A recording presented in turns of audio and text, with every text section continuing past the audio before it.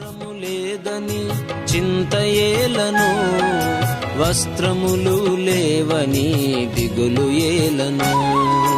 ఆకాశ పక్షులను చూడుడి చూడుడి, విత్తవు కోయవు పంటను కూర్చుకోనవు.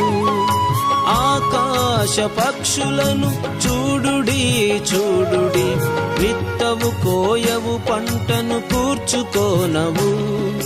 ఆయనే వాటిని పోషించుచున్నాడు, ఆయనే వాటిని పోషించుచున్నాడు. భయము లేదుగా, దిగులు లేదుగా, యేసును నమ్మిన వారికి.